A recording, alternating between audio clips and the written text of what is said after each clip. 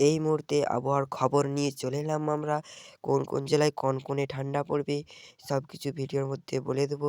বা ১৩ থেকে ১৪ ১২ থেকে ১৩, ১৪ তারিখ অবধি কনকনে ঠান্ডা পড়ে গিয়েছে এবং ১৩, ১৪, ১৫ তারিখ অবধি কনকনে ঠান্ডা থাকবে। কোন, কোন জেলায় থাকবে এই কনকনে ঠান্ডা লাইভ প্রমাণ সুন্দর দেখিয়ে দেবো। ইউটিউব থেকে দেখে থাকলে চ্যানেলটিকে সাবস্ক্রাইবার করতে ভুলবেন না। যারা এখনও নতুন হয়ে আছো প্লিজ চ্যানেলটিকে সাবস্ক্রাইবার করে দেবেন। পাশে থাকা অল বাটনটি বাজিয়ে দেবেন। এরকম আবহাওয়া দপ্তর খবর নিয়ে আসতে প্রত্যেকদিন একটা করে ভিডিও আপলোড দেওয়া হয়। এরকম কোন, কোন জেলায় কনকনে ঠান্ডা পড়বে পশ্চিম মেদিনীপুর, পূর্ব মেদিনীপুর, কলকাতা, ঝাড়খণ্ড সব ৩-৪ জায়গায় কনকনে ঠান্ডা পড়বে বলে ঘোষণা করলেন আলিপুরদুয়ার থেকে। এবং একটি নিম্নচাপ বেয়ে আসছে পশ্চিমবঙ্গে পশ্চিমবঙ্গ ঢাল থেকে এই এই ২ থেকে ১৪ থেকে ১৫ তারিখ অবধি একটি ঘূর্ণিঝড় বেয়ে আসছে বলে আলিপুরদুয়ার থেকে ঘোষণা করলেন। এই যে একটি ঘূর্ণিঝড় বেয়ে আসছে পশ্চিমবঙ্গে।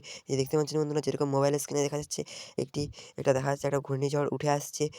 চারপাশের আবহাওয়া নিয়ে কনকনে ঠান্ডা পড়বে এই বৃষ্টির আগে। তারপরে একটু হালকা মাঝারি মেঘটা পরিষ্কার করবে। পরিষ্কার করার পর হালকা রোদ উঠবে ১৬ থেকে ১৭ তারিখের মধ্যে। যেরকম এরকম একটু দেখতে পাচ্ছেন বন্ধুরা, এই যে হালকা, হালকা মেঘটা সরে যাচ্ছে।